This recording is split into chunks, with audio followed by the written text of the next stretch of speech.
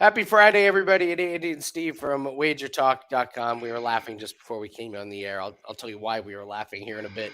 We got a free play coming up for everybody. We're going to go over Road to Millions, what we got in store for this weekend. And of course, we have a NBA game tonight. So, baseball, Steve, it just continues its nice little run, and we're really excited about the card today. We've added a couple more, so I guess it's just a little bit more. We'll talk about the good first. We cashed another baseball play. It just keeps humming along, huh? Yeah, for sure. We cashed our Yoshida prop under half strikeout, and it's been a consistent cash for us. He's been a big part of this run for us recently. We're 9-3 now in June. Really proud of the work we've done recently, and we've won, I think, 18 of our last 25 picks, 19 of our last 26, something like that. But 9-3 in June. More importantly, the recent streak, we'll take it. And I think we're going to pivot from Yoshida tonight. Have some new streaks starting up for us tonight as we also pivoted away from fading Oakland I yesterday. I hate that they moved him from what was he back cleanup to number two. I swear to God, Yeah, the guy's like one of the last at bats in the ninth inning every time. You're like, he doesn't have any strikeouts. Like, can we not have him bat in the ninth inning? And he's just always there, man. We got to split it out a ninth inning bat. it is so funny that we have a batter prop that we're rooting for him to do something positive, but at the same time we're rooting for him to get as few at bats as possible. If that makes sense, you know what I Well, mean? Like we're like we don't want this guy to come up again. As a Red Sox fan, I do obviously. Yeah, it's been a great ride with him so far this season, yeah. but as with that bet, you don't want him to come up and strike out in that last at bat and kill the prop for you. Yep. Yep. What's going on, Greg? What's going on, Scott? How are you guys doing today? All right. So what was Surprise. the bad? What was the bad? My bad was PFL. What me and Steve were laughing about is like when we go on these hot runs, you don't want to be the one that ruins it, and I ruined it last night. So 0-2 in PFL. We had a fighter get injured, so he couldn't finish the fight, and then Brandon Loughnane loses in just one of the top three, if not one of the biggest, maybe the biggest upset in PFL history. It's definitely top three. So we got cooked on that one. So we gave back some units. Baseball has been really good. So our reset day is Wednesday. So we're down a couple units so far for the week, coming off of the huge week last week. So we got a nice weekend, but we're behind just a couple units going into the weekend. But we have a lot going on. We have our golf play that is pending right now. We'll know how that goes at the end of the day. We've got the Nuggets series prop that we really, really need the Nuggets to win tonight to advance that. And then we've got other baseball. We've got really, really good lacrosse card for tomorrow. And then we got a 5% UFC play that we're hoping to cash tomorrow. So, yeah, Steve, one more time, you want to just go over why we're not fading the Oakland Athletics, kind of give everybody a little warning. I will say if you are going to fade Oakland in this series, today's the day to do it. It's the worst pitcher Oakland's going to put out in this series. Yeah, it's really mostly because we've seen their bats come alive in the past couple of games against Pittsburgh. It's tough to tell if it was the pitching or if we'll have to see how the bats move going forward. It's also this weekend. I just feel like we've watched Oakland closely now for a long time, and with Blackburn returning, him and Sears, I'll stick to it. They give them Oakland their only chances to really consistently win games, and they're both pitching this weekend. So a long-term fade of the Athletics this weekend. I just don't trust Milwaukee in this spot necessarily in all three games to cash 2 out of 3 and give us a profit for the weekend. Yeah, and the other thing, you really got to play the run line, and Sears and Blackburn, they keep the games close at least. So it's the guy today can easily go out there and give up 5 runs in the first 2 innings, and all of a sudden Oakland's just given up, for the day. But Sears and Blackburn, they just keep those games close. Then that plus 1.5 runs is just lingering, and you're just like, oh God. So I mean, Milwaukee's at home too, so you run that risk of getting to that point where you end up with a 1-run victory where, if you get to the ninth inning or extra innings, you basically need a multi-run homer to cover the run line at that point. That's what's tough about covering run lines at home. yeah. So we're looking to start some new streaks. Very happy with the Oakland streak. We'll probably come back to it at some point, but for now it's kind of a layoff. So We don't need to change much for this weekend as far as the units that we have. We have some plays that are pending, but if you're going to get our plays, which I encourage you to do, especially in lacrosse, get those locked in. We got some great numbers. All of them are 3%. So there's a lot of potential units up. Promo code Andy3, 3-day pass for $39. If you would have got it last Friday, you would have brought in 27 units. So the weekends have been fantastic. It's when we have the most bets up, and I think there'll probably be another UFC play up. So honestly, if you want to follow our Road to Millions plays, and you're like, I don't want to do 30 days or 7 days, you could just stick to getting this on Fridays. The weekends are when by far we have the most units up for grabs. So it's a really great way. It's only $39 for 3 days, and we expect to make that money back and then some on our Road to Millions here. So. What do you expect from NBA, real quick, Steve? Before we get to our free play, I'm interested on your take. Do you think Miami gets their shooting back together, or did we see kind of the end of the Miami run?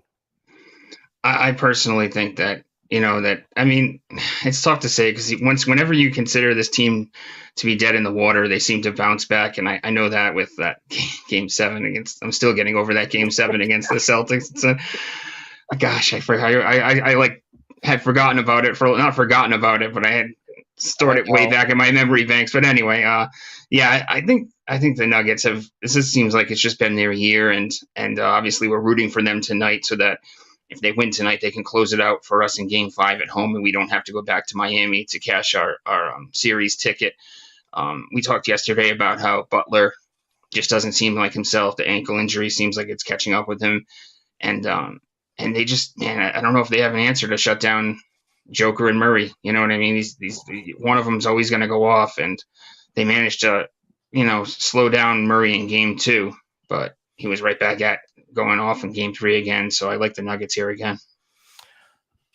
So I think I have a stat as to why you Boston fans, I feel bad for you. So Caleb Martin has 16 points total in the series against Denver. Against Boston, here's his individual game totals: 15, 25, 18, 16, 14, 21, 26. This guy turned into a $25 million a guy player just against Boston. Yeah, 100%. He torched Boston. You expected him to keep going off against Denver, but obviously Denver's playing a little bit more better defense than Boston was against him. Yeah, I know someone's asking about Murray's hand here. I think he'll be all right. I don't think it's nothing structurally wrong with his hand. So it's the I think finals. Like maybe even first round of the playoffs. I'm not too worried about it. I did hear kind of a talking point from last game was like, well, are you worried that the other guys really didn't do much and everything was predicated on Jokic and Murray? They only need to win 2 more games. This is not like a long term like thing about how Denver is playing. If those two guys want to win 2 more games because they take all the shots, go for it. I mean, 12 of 22 and 12 of 21. They were both 7 of 8 from the free throw line, a combined 4 for 8 from 3-pointers. So I don't have any problem at all with Jokic and Murray doing their thing. If they want to put up 66 points again, by all means. I actually thought the biggest thing in the last game was that Denver made a concerted effort to contest Miami's 3-pointers. Like Miami shot 35 of them. Most of them, they had a hand in their face. I thought they just said, hey, Bam, if you want to go, if you want to have 21 shots inside, fine.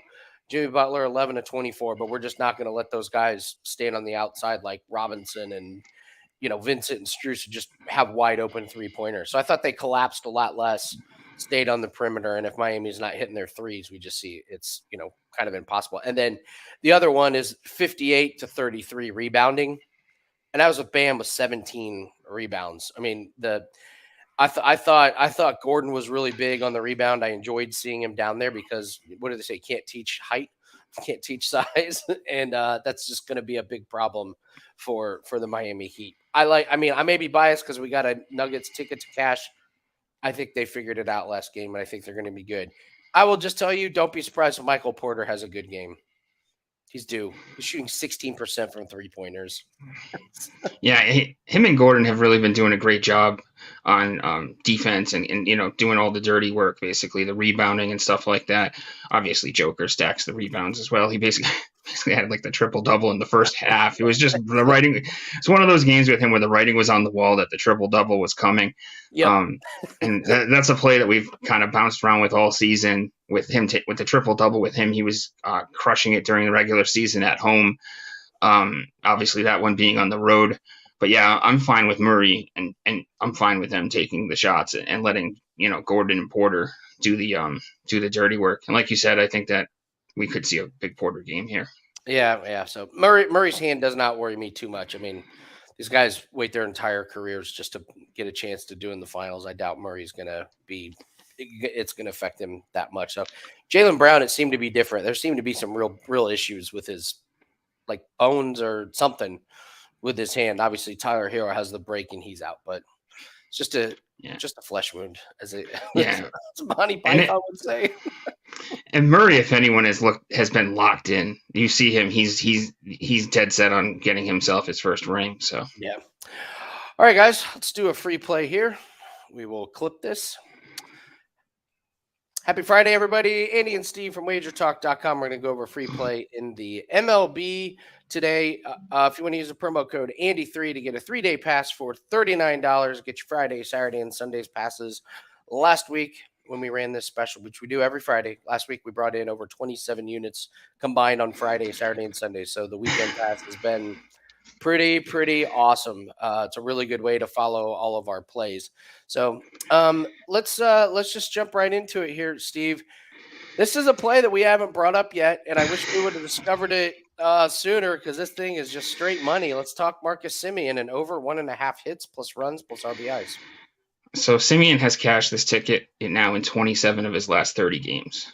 Just it's insane. If we had been riding this one all that time, just that alone would be, oh my God. But he's doing it in the long term as well, 77% on the season. He's facing Glasnow tonight. Pretty solid pitcher, but he's 4 for 6 against him. 2 home runs, a triple, a double. He's thrived against Glasnow. So he leads off for the Rangers, potent lineup. They crush righties, they crush lefties, number 1 in batting average and OPS against righties. And then the Tampa Bay bullpen hasn't been as good as in prior seasons. They're below average in ERA at 4.19, so he's going to maybe have some chances later in the game if necessary, but I expect him to get there early and often, get on base early and often to cash this ticket. We just need a hit, and then for him to get driven in the first inning potentially, or him to drive in a run later in the game. Something, just a lot of different options to get there, and not a lot of juice on the play either at -110, so I love this one tonight.